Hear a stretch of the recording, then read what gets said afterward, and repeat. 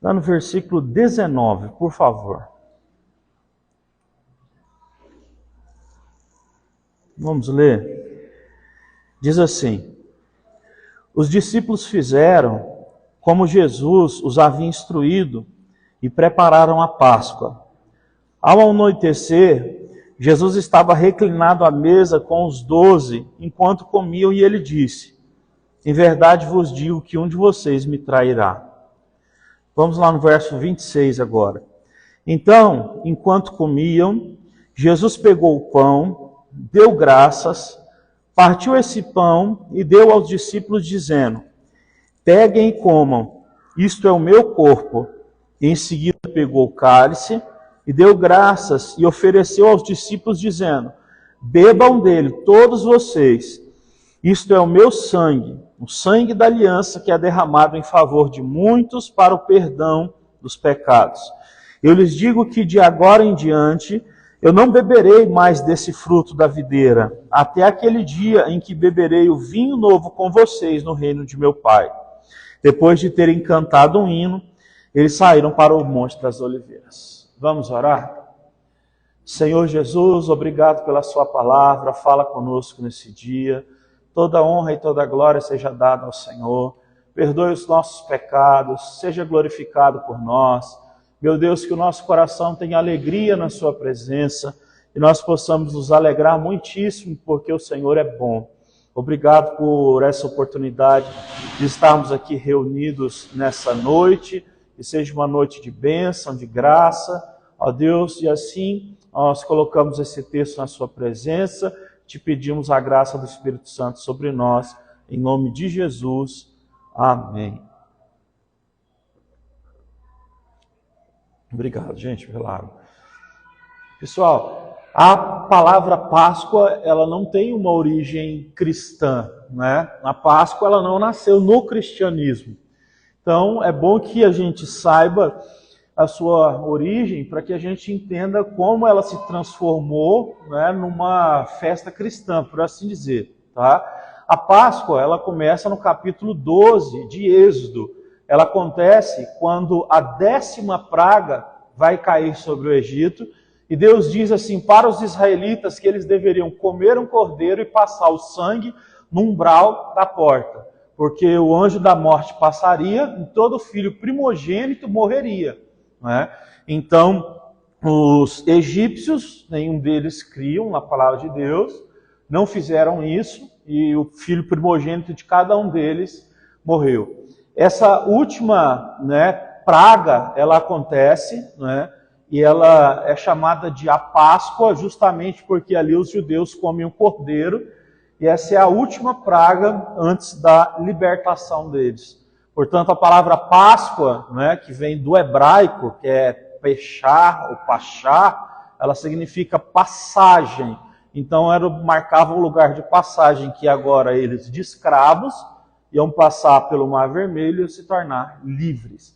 Então, os judeus comemoram a Páscoa, né, glorificando a Deus por ter libertado eles de uma escravidão de 430 anos no Egito, uma escravidão literal que aconteceu, é registrada historicamente, então os judeus estão comemorando ela. E nós, que cremos em Cristo Jesus, né, o que nós temos a ver com isso? No dia da Páscoa, Jesus, ele instituiu a ceia, e ele disse que agora nós, os que cremos nele, ele mesmo juntou os discípulos naquele dia, num salão, preparou o salão para para participar desse momento especial. E ele disse: pessoal, a partir de agora o que vocês vão fazer é pegar do pão e comer dele, porque ele é a representação do meu corpo, que vai ser o quê? Que vai ser trucidado pelos pecadores, e quando vocês comerem desse pão, vocês estão fazendo isso em memória de mim. E da mesma forma como vocês beberem o cálice, né, do vinho, vocês estão bebendo ele, entendendo que estão numa nova aliança, maior do que a aliança de Moisés, maior que os 10 mandamentos, maior do que tudo que aconteceu no passado. Vocês estão entrando agora numa nova aliança, em que ele, no caso Jesus, derramaria o seu sangue para que nós pudéssemos ser perdoados, pudéssemos agora ter vitória sobre o pecado, vitória sobre o diabo, vitória sobre os nossos próprios desejos pecaminosos e vitória sobre a morte. Então, a Páscoa cristã, ela é a morte e a ressurreição de Jesus, né? Então, existe essa grande diferença. Se você for lá em Israel, né, nesse período, você vai encontrar um outro formato de comemoração da Páscoa, porque lá eles estão comemorando a libertação do povo deles, né, da escravidão, enquanto nós estamos comemorando que Jesus mandou que a gente comemorasse aqui logo no final da sua vida, no capítulo de número 26. Pois bem, dito isso, a gente lendo esse texto, a gente percebe que o Senhor Jesus, ele prepara os seus discípulos para esse momento final, antes dele ser crucificado. Ele junta os discípulos e ele, então, dá suas últimas palavras. Inclusive, a gente leu, ele diz, olha, um de vocês vai me trair. E o próprio Judas, comendo na mesa com Jesus, pouco tempo depois ele se levanta e ele vai até os homens, os religiosos, e ele diz a eles, que ele vai voltar, e o homem com quem ele saudar com um beijo vai ser aquele que deve ser pego, no caso, o Filho de Deus. E ele vai lá e traz Jesus com um beijo. Alguém até falou, eu não lembro o nome da pessoa que falou, mas disse assim, quando Jesus encontrou com Judas, e Judas beijou ele, Jesus virou para ele e falou assim, amigo, o que te trouxe até aqui? Quando Jesus fala, amigo, o que te trouxe até aqui, ele não está sendo falso, ele já sabia que Judas ia trair ele. Mas a verdade é que a essência falsa de Judas não muda a essência amorosa de Jesus. E assim deve ser conosco. Nós não devemos ser falsos porque estamos lidando com pessoas falsas. Nós não devemos ser cruéis porque estamos lidando com pessoas cruéis. Nós devemos continuar mantendo uma boa essência, mesmo que a gente esteja lidando com pessoas que têm uma má essência. E a Bíblia vai dizer que a gente precisa continuar fazendo o bem, mesmo para quem nos faz o mal. A Bíblia diz que a gente deve amar os inimigos. Então, é o que está escrito. Então, o Senhor Jesus ele vai instituir essa Páscoa, é por isso que a gente vai participar da ceia hoje, porque ele disse que a Páscoa era ceiar, era dizer isso, E a gente precisa então falar sobre isso que é chamado da paixão de Cristo. A palavra paixão, ela significa literalmente morte. E a paixão, de fato, ela dilacera. No livro de Cantares diz que a paixão e o ciúme, eles são mais fortes do que a morte. É por isso que a gente vê adolescentes, quando eles se apaixonam assim, eles quase morrem quando acontece alguma coisa, porque realmente é algo muito forte que entrelaça a alma. Depois que a pessoa cresce, aí já não pega mais muito esses negócios. Pois bem, o que acontece com Cristo? Depois deles ceiarem, a Bíblia diz que eles saem cantando para o Monte das Oliveiras. O que eles estavam cantando? Depois de participar desse momento, geralmente então os judeus eles cantavam o Salmo 116 e o Salmo 118, que dizem, são salmos de adoração a Deus, de que Deus é a sua força, Deus é o seu encorajador, que eu não preciso temer os homens. O próprio Jesus cantando, então, para se fortalecer antes de passar por aquele momento. E antes dele ser pego pelos soldados, o texto diz então que ele vai até o Getsêmani e ele vai orar. E ele chama 3 discípulos para orar com ele, Pedro, Tiago e João. E ele começa a orar, os discípulos dormem, e o texto diz que a alma dele fica profundamente angustiada.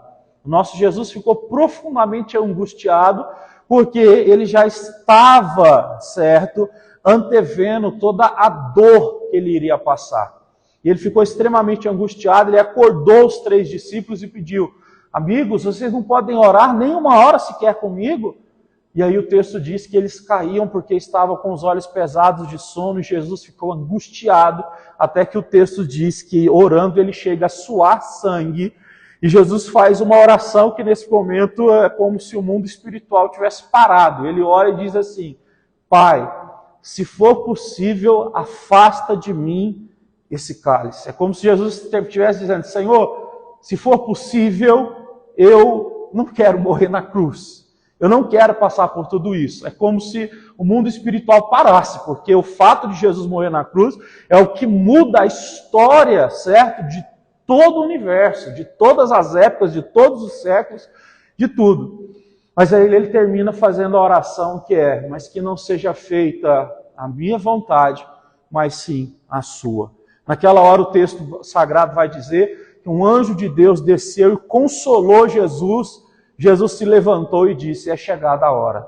Os discípulos se levantam junto com ele, eles estão no jardim de Getsêmani, é de noite, está escuro, os soldados estão vindo com tochas na mão, Judas se aproxima de Jesus, beija ele, e Jesus diz, como eu falei para vocês: amigo, que te traz aqui?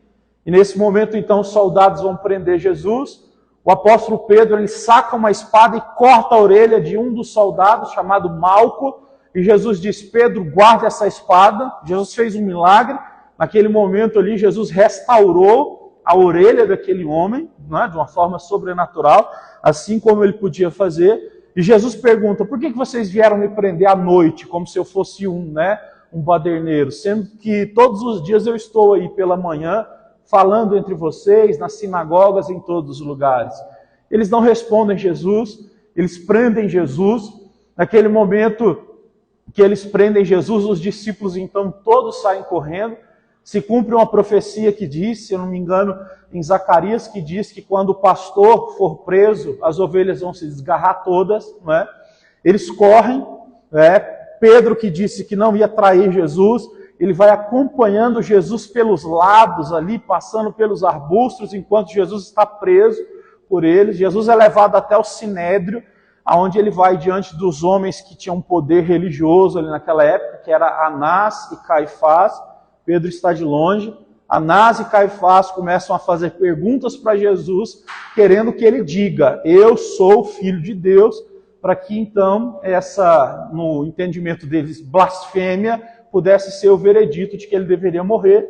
Jesus, ele vai como uma ovelha muda ao matadouro, cumprindo a profecia que Isaías diz. E ali os sacerdotes, então, Anás e Caifás, fazem perguntas, Jesus não responde, e eles começam então a cuspir no rosto de Jesus, tentando atrair algum tipo de reação de Jesus, não conseguem. Outros passam, fazem perguntas, Jesus não responde, batem no rosto dele. Pedro está ali de longe. Algumas pessoas olham para Pedro e dizem: as suas roupas são parecidas com a dele, né? A sua forma de falar parece. Pedro diz: não conheço esse homem. E Pedro continua rodeando Jesus. Algumas pessoas vão lá e vendam Jesus e começam a bater no rosto dele e diz: você não é profeta? Diga agora quem é que te bateu. E ele começa a apanhar e as pessoas começam a dizer: fala quem te bateu. Uma humilhação pública, explícita. E Pedro ali rodeando, outra pessoa diz: eu já te vi com esse homem, você é um deles. Pedro diz: eu nunca conheci esse homem. E ele continua rodeando até que chega o momento em que acontece o canto do galo. O canto do galo não é um galo em si cantando. Os galos, para os judeus, são considerados animais impuros. Quando diz que Pedro negou Jesus ao cantar, né, do terceiro galo, significa a troca da guarda. Quando os soldados, eles saíam, então, né, da posição que eles estavam, os soldados que trabalhavam, por exemplo, na hora nona, saem para a entrada dos outros soldados que trabalhariam na outra hora. Então, foi nesse momento, na troca da guarda de soldados, que Pedro traiu Jesus. E em Lucas diz que quando Pedro falou pela terceira vez: eu não conheço esse homem, a Bíblia diz que Jesus, onde ele estava, já bastante ferido por estar apanhando no rosto, mas sem a venda nos olhos, Jesus colocou os olhos em Pedro. E ali Pedro saiu chorando, desesperado, triste e arrependido. Certo? O que acontece com o Senhor Jesus depois disso? Ele é mandado para Pôncio Pilatos. E Pilatos então interroga o Senhor Jesus, faz muitas perguntas, e ele diz para todos, né, os judeus, que ele não encontrou nada que condenasse esse homem à morte. E ele não consegue entender o porquê da raiva deles. Enquanto isso, os religiosos estão dizendo, ele diz que é o rei dos judeus. Mas queremos que ele morra justamente porque ele fala uma coisa que é uma blasfêmia, que é uma mentira, que não é o correto. E Pilatos, então, numa tentativa de sair da situação, ele manda Jesus para Herodes, que era, então, um imperador, um governador que tinha uma posição maior do que a de Pilatos. Quando chega Jesus lá, Herodes diz, o que mandaram ele para cá? E ele não está debaixo da minha jurisdição. Manda de volta para Pilatos, isso aí é uma questão menor que tem que ser resolvida, e é Pilatos que tem que resolver. E então, novamente, Jesus volta ali para Pilatos. Pilatos, novamente, diante de Jesus, faz perguntas, e Jesus nada responde. Até que uma hora ele pergunta, você, de fato, é um rei? E aí Jesus diz, você é quem está dizendo. E aí Pilatos, então, fica impressionado com Jesus, com aquela história toda, e no dia seguinte, a esposa dele, ela vai até ele, Pilatos, e diz assim, Pilatos, eu sonhei com esse homem a noite inteira, não mexe com ele não, eu tive sofrimentos a noite inteira por causa desse homem, não mexa com ele, está escrito nas escrituras isso. E mesmo assim, Pilatos sempre tentando rodear. E tem uma coisa, na festa dos judeus, sempre um preso ia ser liberto, era um costume. O que Pilatos fez? Ele pegou o pior dos prisioneiros que tinha. Um homem que tinha sido preso por assassinatos, por roubos, por muitas coisas pesadas. Esse homem se chama Barrabás.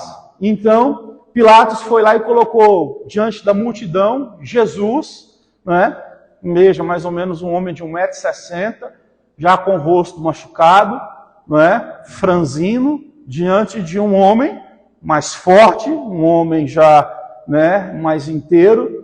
E aí Pilatos pergunta, vocês preferem que eu solte Jesus ou Barrabás? Na intenção deles dizerem, Barrabás é muito mais perigoso, ele é um homem que mata, ele é um homem que faz coisas ruins. Esse Jesus nunca matou ninguém, esse Jesus nunca roubou ninguém até onde a gente sabe, então não tem motivo para matar. Mas o povo inteiro, todos os judeus que estão ali naquele lugar, eles estão gritando, solte Barrabás e crucifica a Jesus.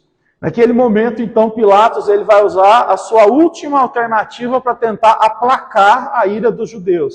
Ele entrega Jesus aos soldados romanos. E os soldados romanos, eles primeiro vão zombar de Jesus. A primeira coisa que eles vão fazer é arrancar a roupa de Jesus. Jesus, de fato, ele fica de seminu para nu diante daqueles homens. E aqueles homens começam a chutar ele, blasfemar, falam toda sorte de blasfêmias no rosto de Jesus. E chega no momento mais grave, que é o momento em que Jesus vai sofrer muitas dores, que é quando eles vão, como se fosse amarrar Jesus de costas, e vão bater nele, vão dar 39 chibatadas nele. Só que a arma que eles usaram para bater em Jesus é uma arma que se chamava azorrague. Essa arma, ela tem 3 pontas de couro, 3 fios de couro, e nesses 3 fios de couro, em cada fio, tem pedaços de ossos pontudos e pedaços de metal forte. Então significa que tem 10, ossos e metais em cada tira. Isso quer dizer então que tem 30 coisas que podem ferir. Isso quer dizer que cada chibatada que Jesus leva, se a chibatada pega inteira, abre 30 cortes por chibatada. Se você então fizer as contas aí, de 30 cortes, vezes 39 vezes, dá mais de 1000 cortes. E a história diz que nessa época muitos homens costumavam morrer nesse momento até de questões pulmonares e coisas nesse sentido. Jesus aguenta tudo aquilo ali, Ele tomou, então, ele levou mais de 1000 cortes nas costas. Sabe o que eles fizeram com Jesus? Amarraram Jesus num pano vermelho para dizer, você não é o rei. Os reis costumavam, a usar capa. E eles pegaram uma coroa que eles fizeram com espinhos. Cada espinho media mais ou menos de 10 a 12 centímetros. Eles fazem uma coroa, põem na cabeça de Jesus e começam a bater com um pau para que aqueles espinhos enfinquem na cabeça do nosso Senhor para que ele sinta dores. Jesus vai passar então uma noite. Acontece que no outro dia quando eles vão chegar e colocar Jesus de novo diante dos judeus, eles arrancam aquele pano de Jesus. Eu quero que você pense, não é, em mais de 1000 ferimentos que ficaram grudados em um pano e que são arrancados assim, sabe? De uma forma brusca, rápida, sabe? Ferimentos que estavam ali porulando e são arrancados. O nosso Senhor Jesus Cristo, ele já estava ali no limite. E Pilatos coloca então Jesus diante dos judeus e perguntam: é esse homem que vocês querem matar? Eu não vejo necessidade nenhuma de fazer alguma coisa. E todo mundo continua gritando: crucifica, crucifica, crucifica. Pilatos então ele vai cometer o seu último ato, que é o famoso lavar das mãos. Ele pede então para que alguém traga uma bacia com água, e ele pega essa bacia, lava as mãos publicamente, deixa a água cair no chão, e ele diz: vocês estão crucificando esse homem. Então Jesus ele é entregue na mão dos judeus, supervisionado pelos soldados romanos, e o Senhor Jesus ele tem que carregar a parte horizontal da cruz, porque a parte vertical já ficava no local da crucificação, no caso no Monte Gólgota. O lugar que Jesus está, aonde ele vai entrar para carregar essa cruz, se chama Via Dolorosa. Tem mais ou menos 600 metros, tá? O peso dessa cruz na horizontal tem mais ou menos, por volta de 70 a 120 quilos. Nós estamos falando de um homem ferido, completamente ferido, que é o Senhor Jesus, não é? Em um estado muito dificultoso, não é? E eles colocam aquele pedaço em Jesus, e a Bíblia diz que por várias vezes Jesus vai caindo no meio do caminho por não conseguir suportar o peso, e toda vez que ele cai, eles batem em Jesus. Até que chega um momento que eles, percebendo que Jesus não vai conseguir carregar, está passando um homem chamado Simeão, e eles dizem: ei, ajuda ele a carregar. E esse homem vai ajudar então o Senhor Jesus a chegar até ali, no monte chamado Gólgota. Lá nesse monte então, quando você chega lá, diz o texto que eles vão pegar a cruz, arrumar a cruz, eles vão pegar Jesus para colocar nessa cruz, mas tem um problema. A cruz que tinha sido formada, ela não era do tamanho de Jesus, porque quem ia ser crucificado era Barrabás, que era um homem maior do que Jesus. Então, quando Jesus está deitado no chão, quando eles vão crucificar, pregar suas mãos e os seus pés, eles têm que pegar um braço de Jesus e deslocar esse braço, para que esse braço pudesse chegar a uma ponta da cruz. E o outro braço, então, chega lá também. Então, eles pegam, deslocam o braço do nosso Senhor, pregam de um lado, pegam o braço do nosso Senhor, pregam do outro, pegam os dois pés, ajuntam eles e pregam. E nesse momento agora, talvez era o momento mais crítico, porque quando se levanta a cruz, que já ficava na beira do buraco para colocar a estaca no chão, quando eles levantam, o solavanco que dá, quase de rasgar as mãos e os pés.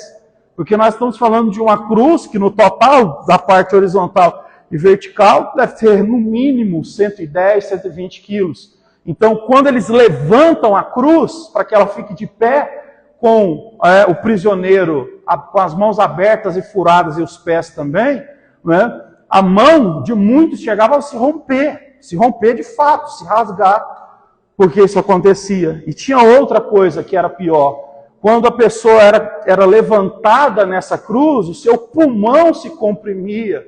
Muitos morriam na cruz por falta de ar.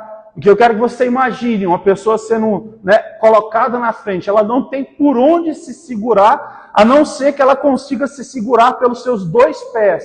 Os dois pés estão furados com um prego só. O que essa pessoa que está na cruz tem que fazer é tentar se segurar ali. Foi o que Jesus fez, porque ele não morreu asfixiado. E ali eles colocaram uma zombaria escrito em cima de Jesus, escrito em 3 línguas diferentes.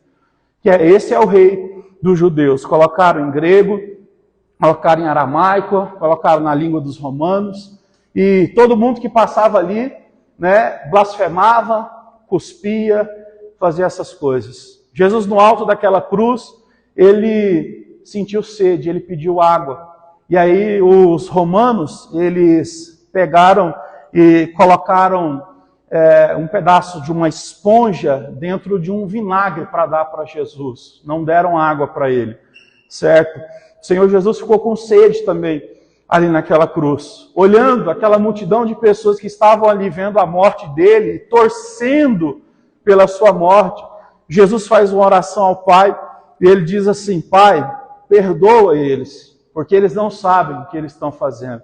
Nesse período em que o pecado da humanidade está caindo sobre Jesus e que ele consegue ver somente escuridão, ele faz uma oração que o salmista escreveu no Salmo 22. E ele ora em aramaico dizendo assim: Elohim, Elohim, que é Pai, meu Deus, aonde está o Senhor? Elohim, Elohim, lama sabachthani, onde que está o Senhor? Ele está com o peso do pecado da humanidade sobre as suas costas. Mas mesmo naquela escuridão, ele não desistiu. E ele está sendo crucificado do lado de dois homens que eram ladrões. Um olha para ele e diz assim: você não é o rei dos judeus? Então, saia daí e nos tire daqui também. Um homem tenta, então, por meio de palavras, fazer o sofrimento ficar maior. Enquanto do outro lado, o homem vira para ele e diz: Senhor, lembra-te de mim quando o Senhor entrares no teu reino. Jesus olha para ele e diz: ainda hoje você estará comigo lá no paraíso. O Senhor Jesus está no alto daquela cruz e alguém ainda chega e fura o lado da sua barriga, onde sai água e sai também sangue. O único discípulo que está aos pés da cruz de Jesus é João, que era o discípulo mais novo, chamado de discípulo amado, junto com Maria, mãe de Jesus. E Jesus olha lá da cruz para João e diz: João, a partir de hoje, essa é a sua mãe, cuide dela. E diz para Maria: Maria, a partir de hoje, esse é o seu filho, cuide dele. Ele fala essas palavras ainda antes de entregar o seu espírito. O texto vai dizer então que os céus já estão se movimentando, as nuvens começam a ficar pretas, o Senhor Jesus já está no limite das suas forças, até que ele olha para o céu e ele diz uma palavra grega, se eu não me engano, que é tetelestai, que significa: Senhor, está consumada a obra que o Senhor me deu para que eu pudesse fazer. E quando ele fala essas palavras, ele respira pela última vez e ele entrega o seu espírito. Quando ele entrega o seu espírito, a Bíblia diz que aconteceu um terremoto, literalmente um terremoto na terra, onde as pessoas começaram a se assustar, se agarrar no que tinha na frente, não é? Muitas coisas começaram a acontecer, o céu, ao mesmo tempo que ficou preto, também ficou ensolarado, e ali os romanos, os guardas romanos, eles mesmos dobraram o joelho e disseram: esse homem era filho de Deus. Pessoas ali começaram a se render quando viram sinais acontecendo do céu, quando Jesus entregou o seu Espírito. Depois que tudo isso aconteceu, um homem muito rico, para se cumprir também uma profecia, ele pede para Pôncio Pilatos para que ele pudesse pegar o corpo de Jesus, para que o corpo de Jesus pudesse ser embalsamado e pudesse ser colocado num túmulo digno. Esse homem é chamado José de Arimateia. Ele pega o corpo de Jesus e coloca então o corpo de Jesus num túmulo no meio dos ricos. Jesus é sepultado no meio dos ricos, certo? E se cumpre então uma palavra bíblica, uma profecia antiga dos profetas que disse a respeito disso. O texto sagrado vai dizer então que ali ele foi colocado, certo? No dia de sábado. E logo num domingo de manhã uma coisa vai acontecer. Mas só uma parada aqui para explicar uma coisa. Eu já expliquei na internet, mas vou explicar de novo. As pessoas perguntam: mas como que Jesus ele morreu e ressuscitou em 3 dias se ele foi preso sexta e ressuscitou domingo de manhãzinha, né? Eu expliquei com muitos detalhes, mas a forma dos judeus contarem um dia não é 24 horas em si, certo? Então, o domingo de manhã podia ter acabado de começar, mas aquilo ali já era contado como um dia, certo? Jesus foi pego sexta-feira à noite, mas a sexta-feira ainda está contando. Então, a sexta-feira à noite, o sábado o dia inteiro e o domingo a parte da manhã são os 3 dias que o próprio Jesus falou que iria morrer e ressuscitar ao terceiro dia, tá certo? Isso você pode olhar em qualquer lugar, era uma tradição dos judeus interpretarem os dias dessa forma, tá? Então, não há nenhuma contradição nisso.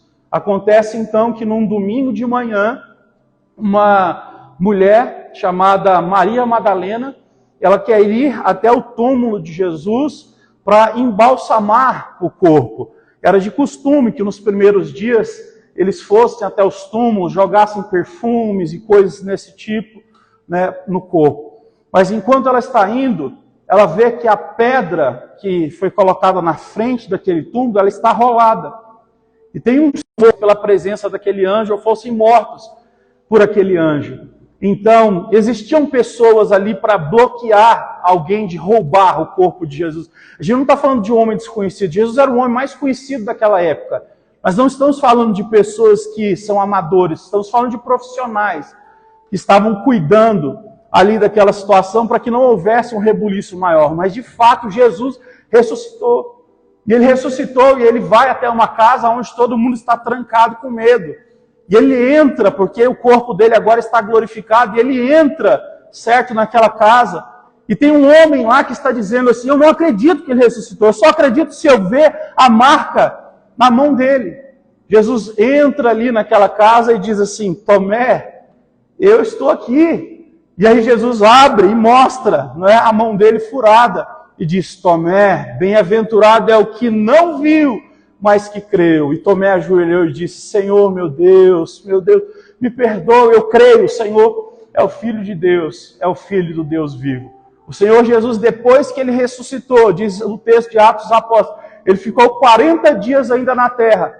E ele apareceu para mais de 500 testemunhas. E ele trouxe, né, as suas recomendações finais a respeito, né, da pregação do Evangelho, sobre a oração que eles deveriam ficar posicionados para fazer, para que o Espírito Santo descesse sobre eles. Então o Senhor Jesus mesmo disse, fique em Jerusalém, orando, porque do alto vai descer poder, e vocês serão cheios do Espírito Santo, e vocês serão minhas testemunhas em toda Jerusalém, em toda a Judéia, em toda a Samaria, em todos os lugares do mundo. Vocês vão ser as minhas testemunhas. O Senhor Jesus, então, que passou por tudo aquilo, ele está ressurreto agora, e ele vai dizer que o Espírito vai vir.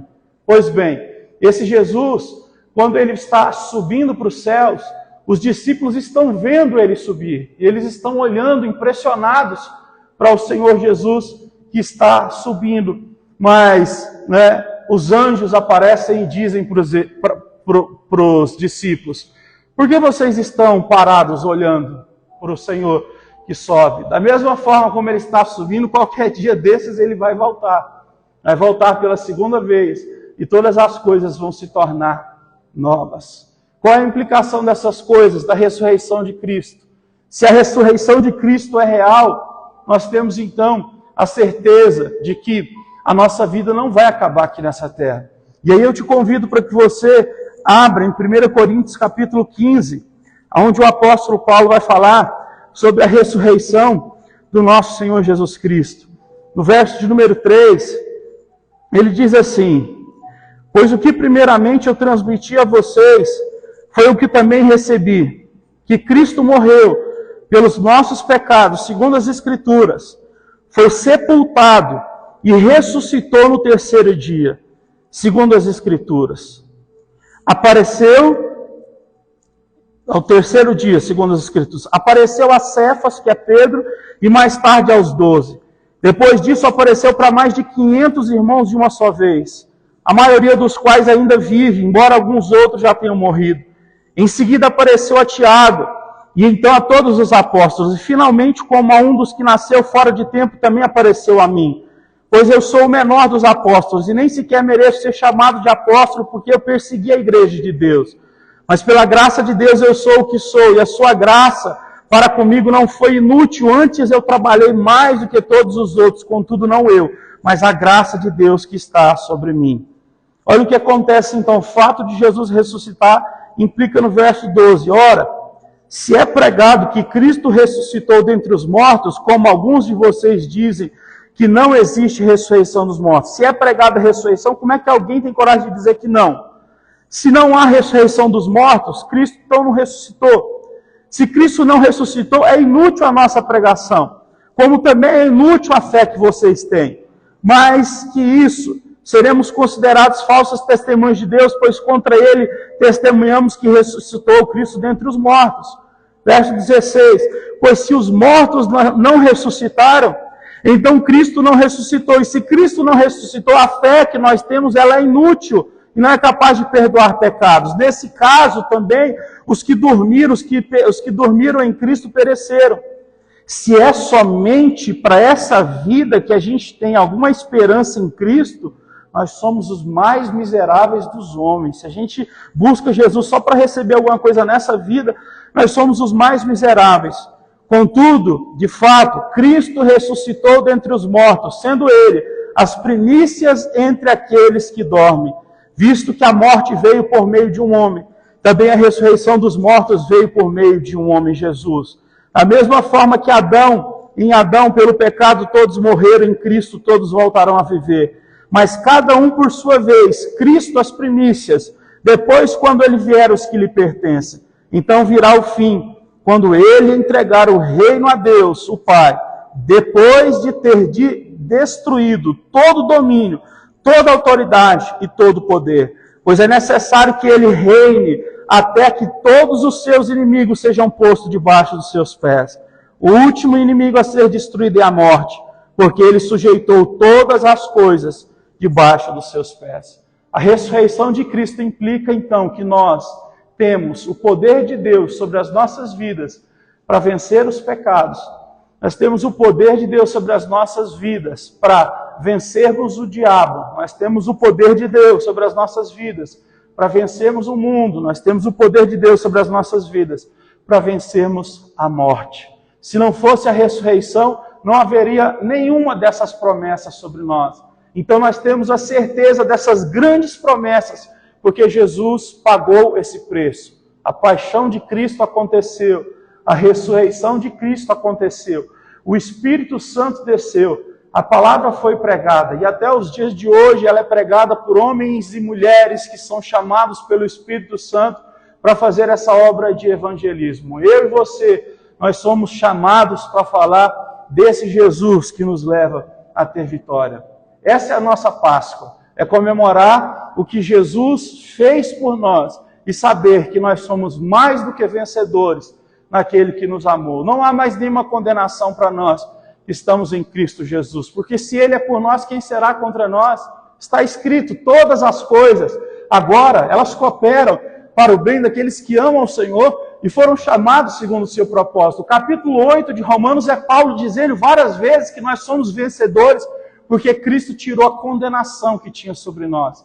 Antes, ninguém podia orar direto ao Pai. Tinha que oferecer animais, ir até o sacerdote, e dessa forma, então, o sacerdote pedir perdão para essa pessoa. Cristo veio para ser agora, tanto o cordeiro que era morto no sacrifício, quanto o sacerdote. E hoje nós podemos orar diretamente a Deus, no nome de Jesus, que é o nosso Senhor. Então, o maior poder do mundo está do nosso lado. A oração, a presença de Deus, tudo o que Deus tem de melhor já está liberado sobre nós. A única coisa que nós estamos fazendo é esperar que Ele volte pela segunda vez. E enquanto Ele não volta, nós vamos continuar falando sobre essa mensagem para todas as pessoas que cruzarem o nosso caminho. Amém? Você pode se levantar e fazer uma oração comigo?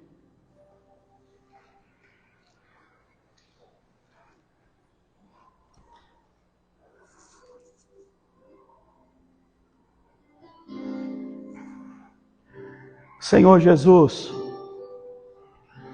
nós sabemos que a Sua palavra é a verdade, nós sabemos que o Senhor é santo, nós sabemos, ó Deus, que o Teu querer se cumprirá,